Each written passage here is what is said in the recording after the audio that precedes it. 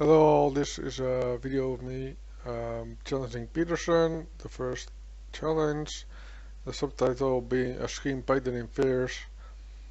As you can see on the left is the well-known painting by Edward Munch called The Scream, and well, I'll just go along with it for now and see how it relates to this presentation. So we all know Jordan Peterson wrote the book 12 Rules on Life. So let's start this slide. Rules and suffering. Rules are for measurement. Well, think what the ruler is, like in high school or something. It's just for measuring centimeters. You've got a 30 centimeter long ruler. You can measure, this is 1 centimeter, this is 2 centimeters, and you measure from the base. So what are the kind of rules Peterson talks about? Well, there are moral rules, and morals are a measurement of character, more or less. It does not mean that the more rules you follow, the more character you have. It does not mean the less rules you follow, the less character you have. It just means you have some character, and your character provides some morals. And that's how character or personality is measured, by their morals. One can measure, of course, on a different scale, economic scale, how much money do you have, etc. But yeah, those are what the ruler or the morals measure. So character is part of maturity, and we all mature when we grow older. And we should strive to become a mature person or mature character. Where maturity means you have grown into a certain identity, and you know you can say about the person that person is a mature male, for example, or he is a woodworker or a carpenter or a painter. But this means you have grown into a certain identity, and an identity is something you have taken upon yourself. This can mean several identities measured with different rulers, but there's sexual identity, work identity, philosophical, political identity, etc. So a ruler measures distance. So it measures basically how far you've grown in life, and in this instance, growing is suffering, and suffering is change. So we all suffer change, and we grow through that. Each day is different, each hour is different, and if you grow morally through that, we suffer. Suffering is a big part of growing. Just think of yourself when you're a little kid, when your body grew taller because you started as a small baby and now you're a little bit bigger. It meant pain, and so suffering, and suffering is change, and change is rules our environment, hence our lives, and thus us. So now to talk a little bit about change and Tao, or the symbol of Taoism. Everything is in flux or always changing. That's the basic premise of Taoist philosophy. And it also means a static point does not exist. You do know the Taoist symbol, I guess, the black and white in the circle with the opposing dots on each half.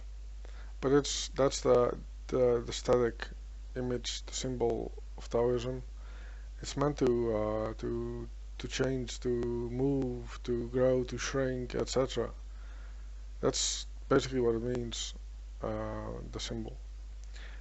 So let's think back to Aristotle. What he said about give me a fixed point and a long enough, well, let's say wooden beam, and I can move the earth. That was his physics. But he was wrong because, well, there's no static point, nothing holds. um, Earth together in that sense that if you have a static point, you can move the Earth. It's not, you can't do it with the moon. You probably can do it with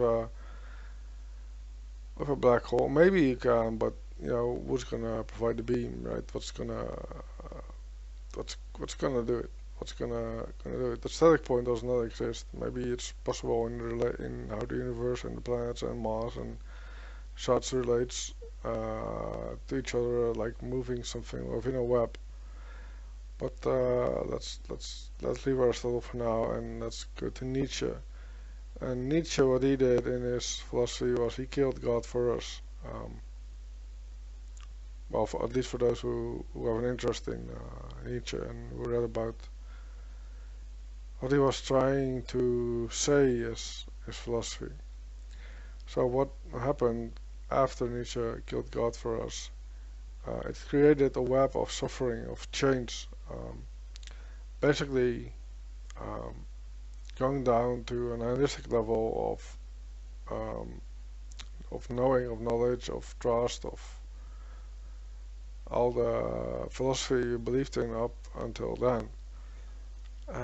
So right now we're still somewhat in what could be called postmodernism, which assumes a meta level of observance, which means sure we don't know anything and we can just do anything, but you know we cannot provide any verdict because the Aristotle point of reference, you know, the fixed point is gone, and Nietzsche killed God for us. So what do we have? We only have interacting observances, and still it sees us as an observer, which might be a meta level above observance itself or observing itself. So quantum mechanics say the observer changes what is observed. This is true in quantum physics. So to get a Nietzschean understanding is if something is thus willed, it grows power through suffering. Um, willing something is suffering something else, or suffering the same thing. At least the willing, suffering, willing, or being willing is meant as to mean suffering. And thus Nietzsche's will to power is basically that, okay, let's say the bigger you are, the more powerful you are over a smaller thing, right? So the more you will, the stronger your will grows, the more you suffer, but the more power you gain. So now we get onto the slide of a linked web, which is basically what one gets if one supposes there is no fixed point or no absolute. You just get everything being relative. So one does not need a single point nor a God. But what it means is there is no single relatable point of reference from which everything gets ordered, right? Gains a structure. It's not needed, but it means you will probably go really psychotic or insane or manic or depressed or whatever.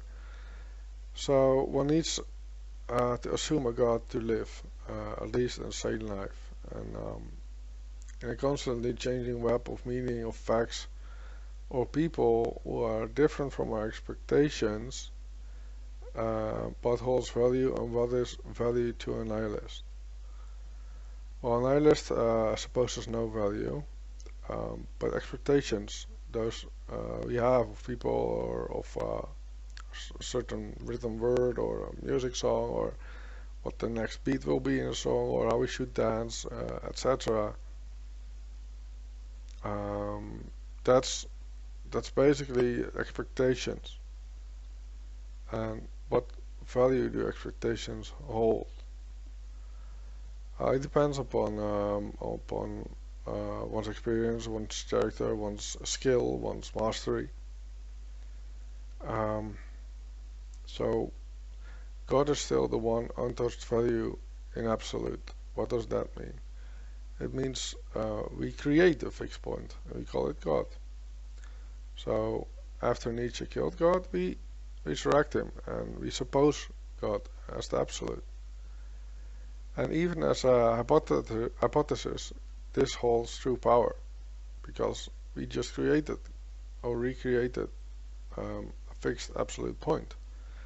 Hence, everything derives from God, and God knows everything, we do not. Hence, we are subordinate in our power, and all of us. This makes us relatable to each other, and this means we are all made by God. This is like the basic structure for society. So this slide is called the past gone, past and future. It means God is that we assume God lives. Hence, we have a focus because we already have a history, and we know we just gotta follow the rules or the ruler to grow. So power rules, hence the rules are set according from our personality or our character towards God, and we just have to take our steps. Which means is you have to think and feel and live towards God. And measurement in this, as we concluded in the previous slide, is social, as our God loves us, all of us. Hence we need social structure, power structure, meaningful structure, and we need art. Because art is free from confines as set by rules, and an artist is free when he or she is creating. The artist is a creator, and yeah, does we suppose the creation of the universe. Yeah, I guess this makes sense. So this slide said "My Scream, My Fear," and it presents an artwork I made. It's called My Fears Too. So I was just trying to paint my fears, and really feel them and bring them into a picture. And yeah, it's this. When I painted this, it reminded me of the picture of the first slide, "Scream" by David Munch. And this to me is my scream, one of my fears painted. So I wrote a little bit of text, not just points, but the slide is called "Too Fair to Die." And if all will is willpower, it's a Nietzschean idea, but consciously willing into emotional and spiritual power. So this is like willing to feel and willing to think. Then to will fear is very powerful, because most people are not willing to feel fear. Hence, well, take it he or she, he who bestows upon others fear is not being immoral, but practicing power by will, by first subjugating himself to fear and willing through this will the fear upon others. It's basically extending your feelings to other people. Same for other subjects of art, of history, or literature. So it means not just you can project fear, you can project love, you can project forgiveness, you can project kissing, you can project whatever, but do it according to growing by the rules leading to God. So this is like a question to you people. Or are you not entertaining these notices, still stuck within your teen life, acting as your own little point without morals, still clinging to sexuality and having attachments to anything that you want to possess, while fearing others, and fearing power, economics, art, theory, literature, philosophy, death? There's now hence a ruler is walking a moral life, measured by character, measured by order, by freedom, by the depth of one's feelings and the height of one's art, and the silence of one's poetry as being understood in spiritual, emotional terms. So be an artist, be a ruler, and bend the rules. The rulers entertain chaos and measure by observance the steps taking closer towards death every single breath, and die. Die for her. Yeah, well, thank you for watching, and yeah, just thanks.